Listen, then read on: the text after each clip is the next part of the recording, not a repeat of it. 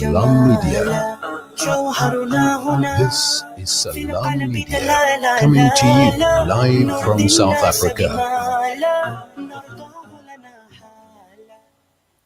Assalamu alaikum wa rahmatullahi wa barakatuh. Warm welcome this Thursday afternoon, a really beautiful afternoon here in Johannesburg with myself, Nafeesa Dangor, on the Nafeesa Dangor Show, where we're going to reconnect, educate, and inspire you and entice you into a better space. And I think a lot of the time, through education, communication, and support structures, through the show, we try and help you overcome all those challenges that you are facing every single day. And there was something I was reading this morning by David Weatherford, and it says, life requires overcoming challenges and obstacles of many types.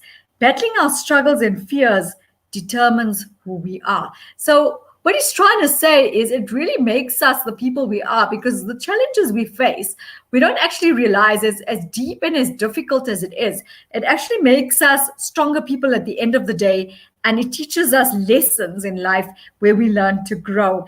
We have a really interesting lineup this afternoon, and I want to welcome you for joining me and enticing you into a better space. So go and grab something really nice, sit down on the lounge suite, and do enjoy the show this afternoon, because we have a lot to actually educate you about.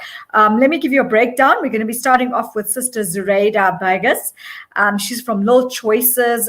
Their concept is foster care. But coming, from that background as well, she has discussed, she's going to be discussing with us the aspect of GBV as well, and what sort of impact it has on women in many directions.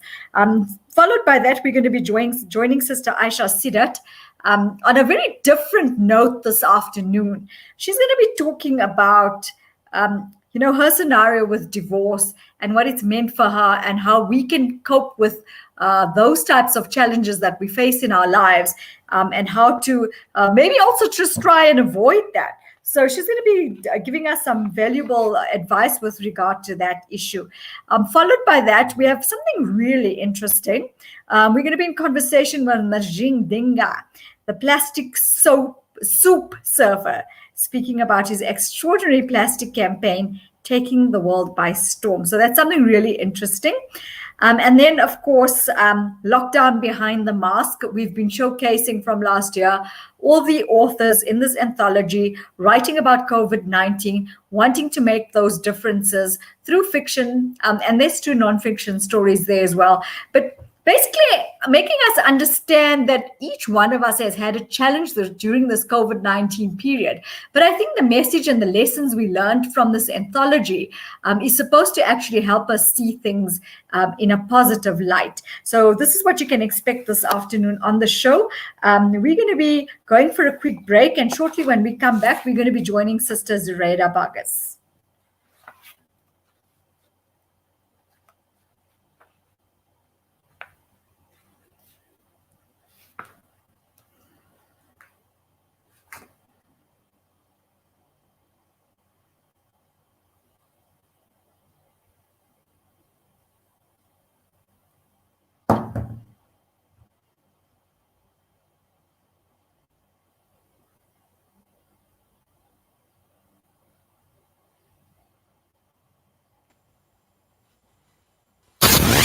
Connect and stay ahead with Salam Media.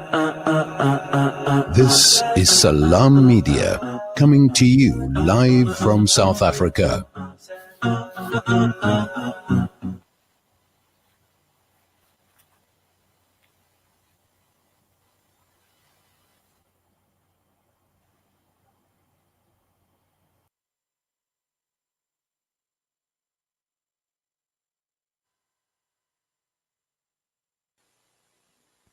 Did you know a sponsored water well and borehole allows children to go back to school, empowers communities, and is a means of sadaqah jariyah for you? There are many villages in Africa and Afghanistan that are in need of water wells and boreholes. Africa. Sponsor a water well in Africa for just 12,000 rands, or a borehole in Africa and Afghanistan for 49,500 rands. Call Africa Muslims Agency now on 011 834 8685 or donate online at africamuslimsagency.co.za. Africa Muslims Agency, inspiring the spirit of giving.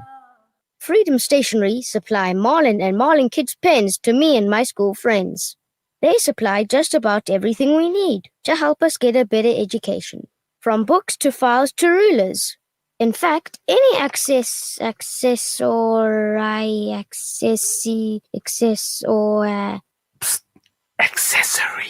any accessory we need. Freedom Stationery.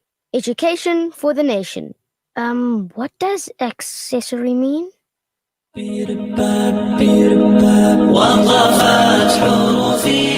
Cape Town Tours.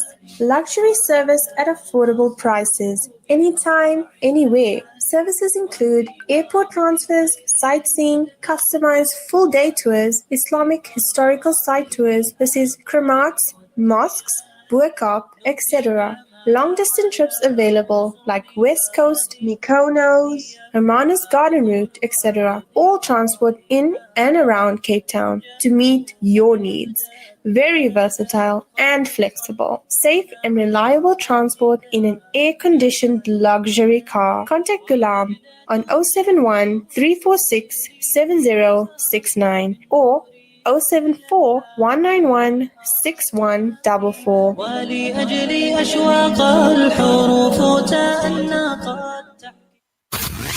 Connect and stay ahead with Salam Media. This is Salam Media coming to you live from South Africa.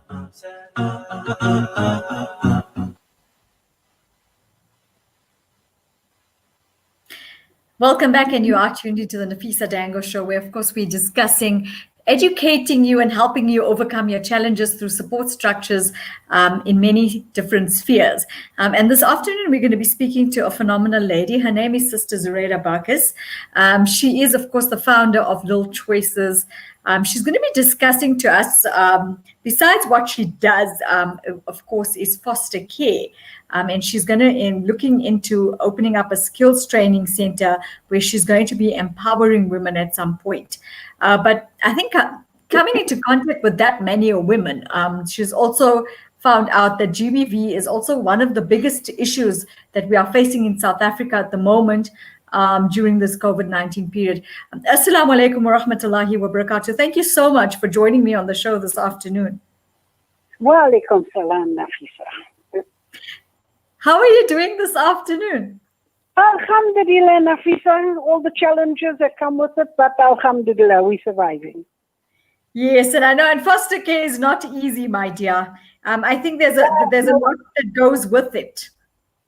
Yeah, well, our work is actually more than foster care, but yeah, alhamdulillah.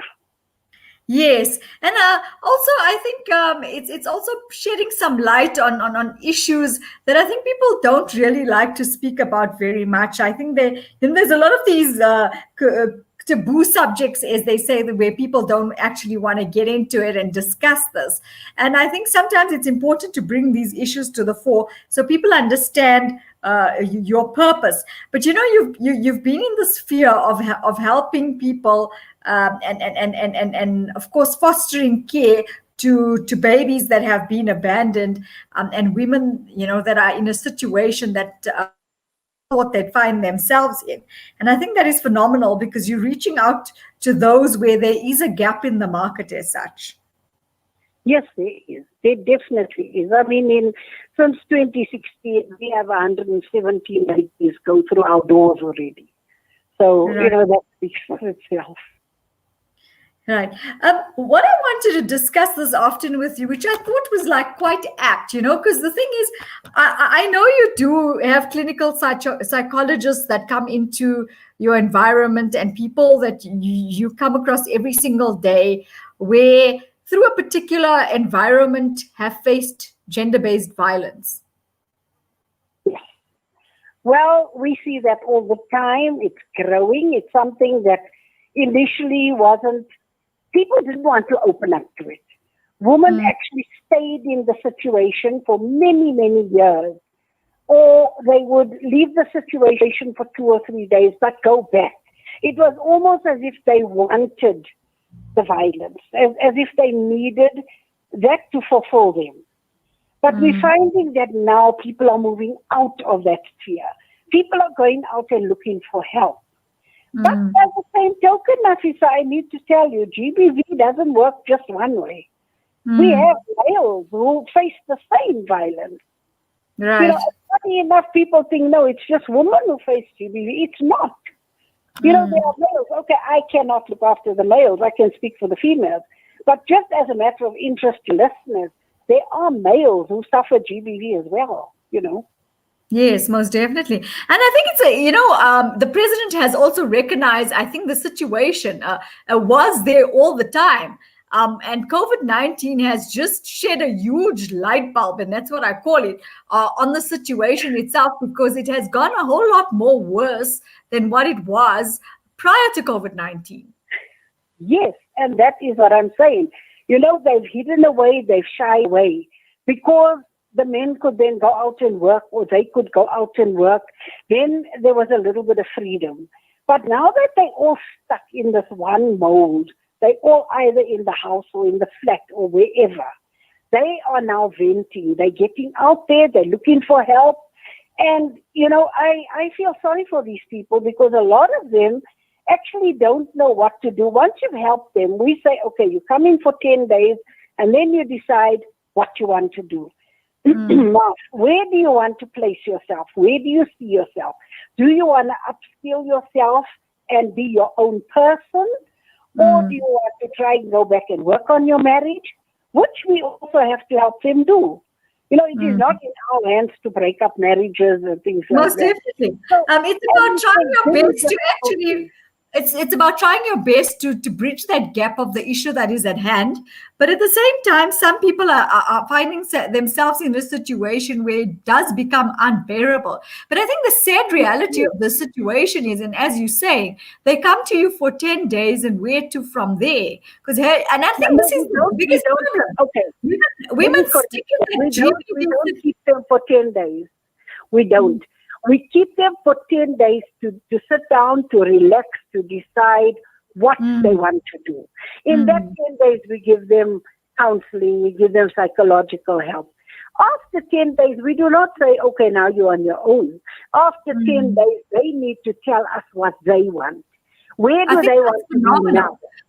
I think that's phenomenal, because the thing is, now you're opening a door for them that they never thought existed. Yes. You know, some of these ladies come in here, Nafeesa, and their writing skills, their thinking skills are non-existent, to the extent where you have to say, fine, now you need to start thinking for yourself, because you say, my husband did this, everything in the house, plus give you a hiding. Okay? So he brought in all the resources, he did everything, and you got the hiding. So now you without the hiding, now we have to see how you're going to look at resourcing yourself. You have to actually revive your life, so to say. And I think it's very difficult, because a lot of the women that you speak to and that I speak to that come, I come into contact with many a time that are going through this, have that fear element in them. Because the thing is, a lot of them are sticking to it. Reason being is because they feel they have nowhere to go and nothing to do. And it's so nice to see that you have become some form of a support structure for them to be able to say, listen here, you can stand up for yourself, but at the same time, we can help you to find your direction on what you'd like to do going forward. Yes. And like I said, when they come here with no skills, I tell them that's not a disgrace. That's something that came down in generations where, particularly our women, they were taught to cook and clean and look after the children. And that is the only skill they had. Okay, the younger children today are going out and becoming pharmacists and doctors and whatever. But the older women, who we find a lot in the GBV sort of industry, if you call it that, they're the ones who know nothing. But we have to tell them, no, it's not about knowing nothing. We now need to share. What I know, I'm going to share with you. I bring in people that share with them. People who say, right, they look at a computer and these women say, no, I don't want to touch it. And you have to say, no, that thing is dead. You're alive. We're going to teach you how to use it. Or we teach them to do basic, going to the shop, buying a couple of things and coming home and learning to balance the money that they just used. You Right. have to. You know, once they have or they secure in that situation, they're now prepared to go out and do more. And we can say, okay, now do you want to go out and work? You've learned a little bit. We have to sometimes teach a woman how to read, Nafeesa. It's very difficult. It's very difficult. I think that's very sad. Because, I think it's also about empowerment, where That is, and that is what I'm out there to do. I want to empower the unempowered. You come here, you know nothing. When you leave here, if you know 2 yards more than you knew before, alhamdulillah, I've done my job. it's amazing to see what a selfless person you are, and how much you'd like to give back towards people like this, because as I was saying, the GBV structure needs to actually, the support structures need to increase, and maybe all the companies that are doing that, all these organizations need to start creating a bigger platform to be able to afford giving women these spaces that they're looking for to be able to find themselves. And I think you're just the start of that, which is really great. But I think a lot of the women, and as I was saying earlier, Zurayda, have this fear factor in them, because, you know, the thing is, it's having to, as you say, step out at home, you're here, you're experiencing the GBV, but you have a shelter over you and you still have your family around you. Having to walk out, I think, is the biggest fear women are facing at this point in time, because they really have no inclination of what to expect going further. But I want to tell you, for any woman out there that is going through, or male that is going through GBV, make the move. You don't have to live in it. There are people out there who will help you. There are people out there who will move you forward. I admire the person that gets out of the situation. Some women have died in these situations, and it's not what you want to see. You know, so if they can make that move and say, I need help, and they get out and they look for the help, alhamdulillah. I don't care where they go for help. I don't care who they go to for help. They just need to know that there is help out there. And people out there need to start networking. People need to say, you know, Little Choices does this. We do that. Let's network. Let's get together.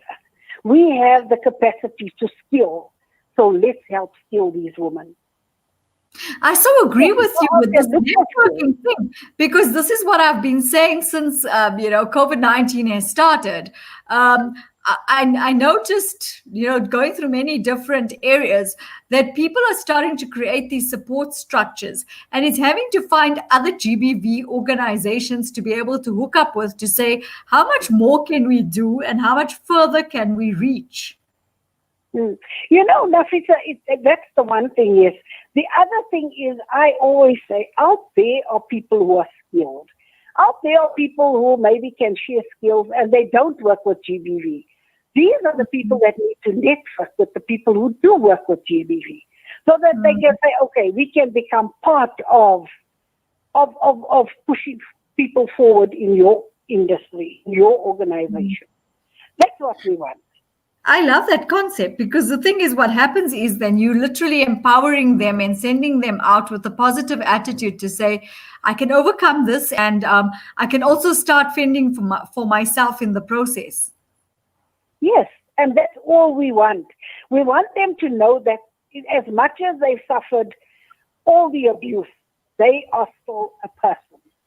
They need to go out with their heads held up high, and yes, I suffered it for 18 years. I did this for 20 years.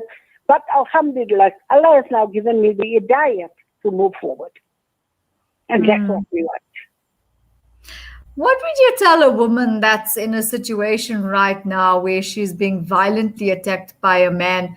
Of course, as we know with COVID-19, the challenges have gotten a lot worse than, the experiences people were having prior to that. How would she stand up for herself? Because, the thing is, having to walk out is not one of the easiest things, firstly. But while she's in that environment, what is it that she can do for herself? In the environment, she can do very little, because she will continue to be abused. The only way she can help herself is to walk out. She needs to leave the situation behind, and she needs to know that there is something ahead of her, and she needs to be positive. Yes. In a situation, Nafeesa, she can do nothing. She's going to, if he says A and she tries to say B, he's going to flatten her. Right. So she needs to leave the situation.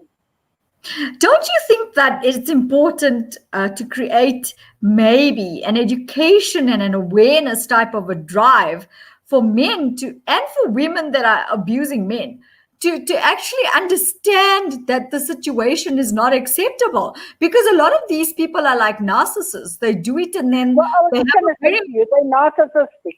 Yeah. Yeah, and then they have this very valid so-called reason for having to do the things that they do, and literally put the blame back on, of course, the victim.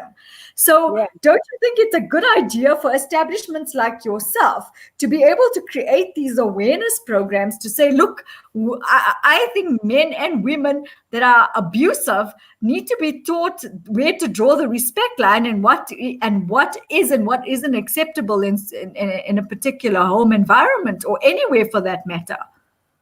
Nafeesa, we have already brought men and women back together again, because we've made him realize that it has given you power to do what you've done.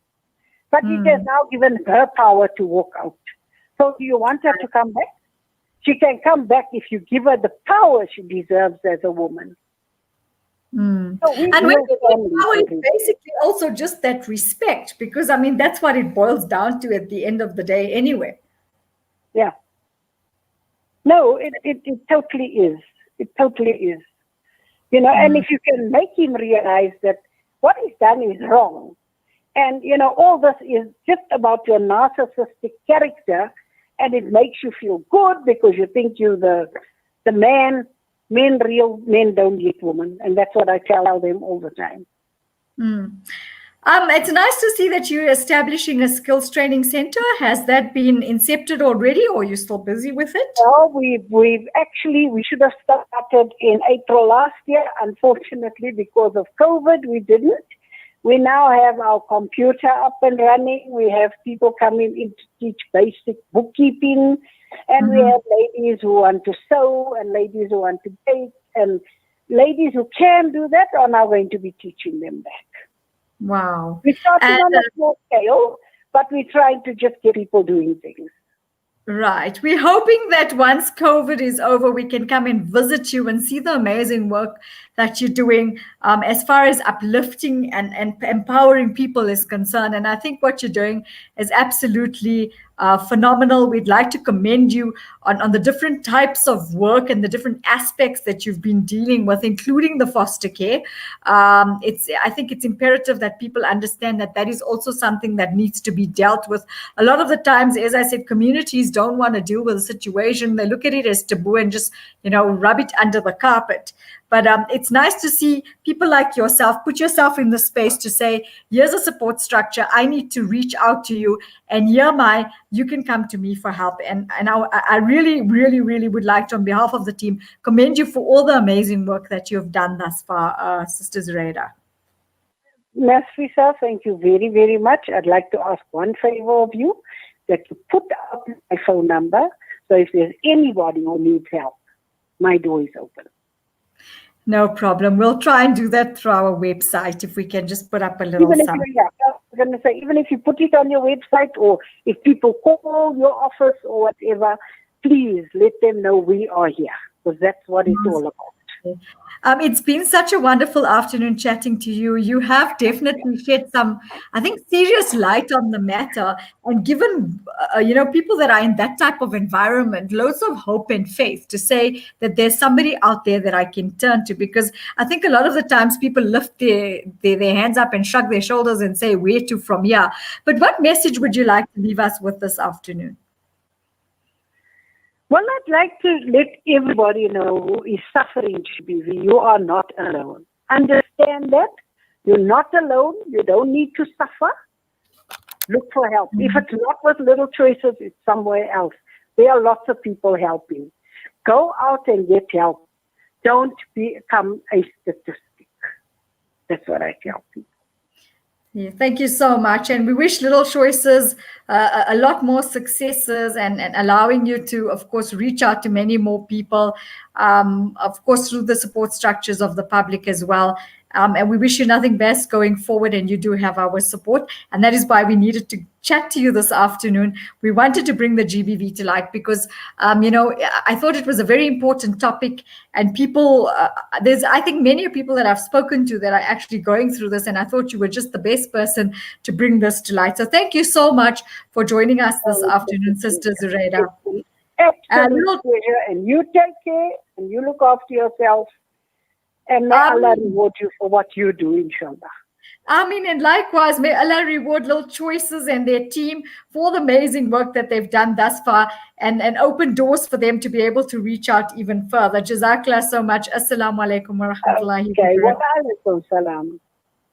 What a wonderful woman. Zurayda is definitely reaching out to women at Little Choices, trying to establish a skills training center to be able to empower women and also, of course, dealing with foster care. And I think it's important that we look at all these different things and create those support structures, especially during this very difficult period. Stay with me. We're going to go